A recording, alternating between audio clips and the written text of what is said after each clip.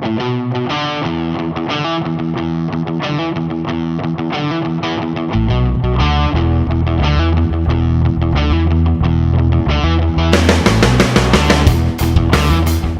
Clancy, and welcome back to Clancy's Corner. Today, I'll be giving you 3 reasons why you won't need to be bored with sports during the dog days of summer 2011.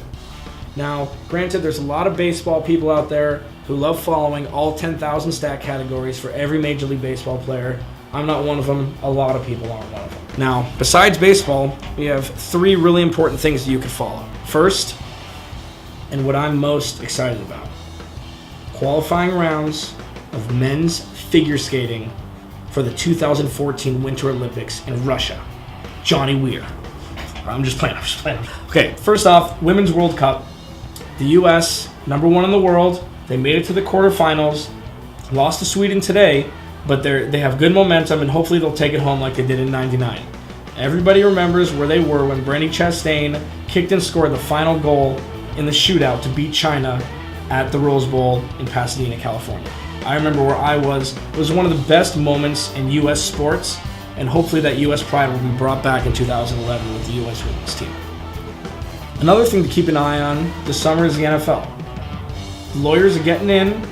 They're making all the wording right with all the documents, making sure it's all legitimate, making sure both sides are happy. Now, as long as Casey Anthony's attorneys don't come in and try to have a say in the matter, we'll have football September 8th as planned. Now, one thing that I heard today that I was a little flourished about, Brett Favre's talking about coming back. Surprised? No. Are you laughing about him? Yeah. I got one thing to say to you, Mr. Favre. Stay home. Stay home. Stay home. Until the NFL allows quarterbacks to play in wheelchairs, there is not a spot for you on the NFL field anymore. I'll give you one thing you might want to work on. Instead of your 40 time, instead of your slant pattern timing. Do you remember when you sent a picture of your weenus to the New York Jets employee? Remember that? You think it'll be forgotten? If you do, you're sorely mistaken. Also, the NBA is now heading for a lockout as well. 22 of the 30 teams lost money last year. Lost money, NBA franchises. It's unfathomable to most people. I have a couple reasons why that might be the case. First, the NBA now is a league of monopolies. The Heat, the Lakers, the Knicks, all of these teams in big market cities are taking all the great players, all the players that people want to watch, and putting them on one team. All of the small market teams are suffering. Milwaukee Bucks, Cleveland Cavaliers, Memphis Grizzlies. This is why there's a lockout. Second reason is owners are paying players too much money. Now, you have the Kobes and the LeBrons and the Dwayne Wades who earn their paycheck every game they play.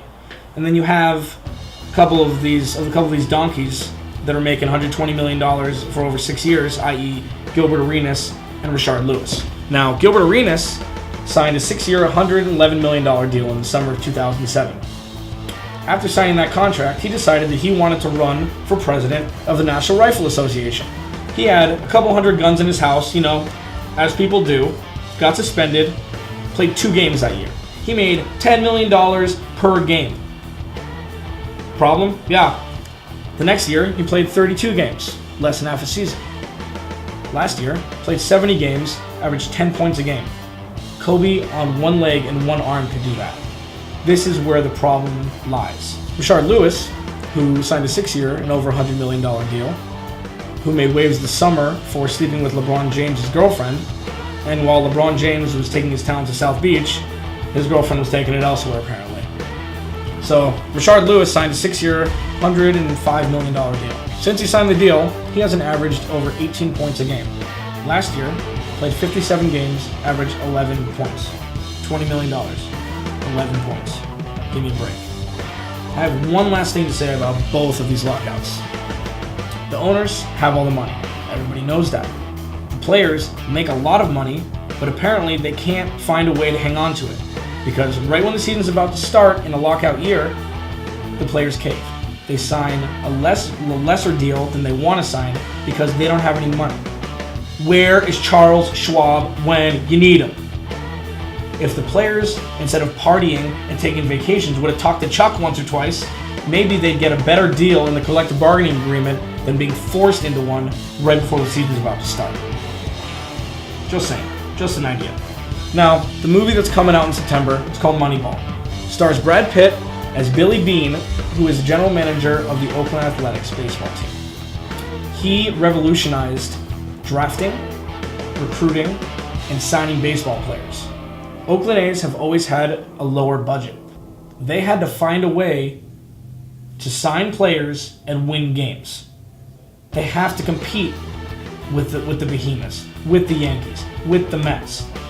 Billy Beane took the idea of sabermetrics, which was trailblazed by Bill James, who now is a senior advisor for the Red Sox. Now, what sabermetrics really does is it analyzes stats that aren't normally analyzed. For example, normally people like Alex Rodriguez, based on home runs, runs batted in, and batting average. What sabermetrics does is it focuses more on runs scored, total team runs, slugging percentage, and on-base percentage. The best example I could probably give of how sabermetrics is different than normal statistical analysis is batting average. Every player bats hundreds of times a year. The difference between a 260 batting average and a 300 batting average is roughly 20 hits a year. Out of 162 games, 20 hits distinguishes between an average player and a Hall of Fame. That's why sabermetrics is so genius. A 260 hitter is 10 line drives right to the shortstop and 10 diving catches a year from being a Hall of Fame. I think it speaks for itself. The book that the movie is based on is said to be the best sports book ever written. Brad Pitt's one of the best actors ever. You might want to check out this one. Thanks for stopping by. If you didn't know, this is Clancy's Corner, so now you know.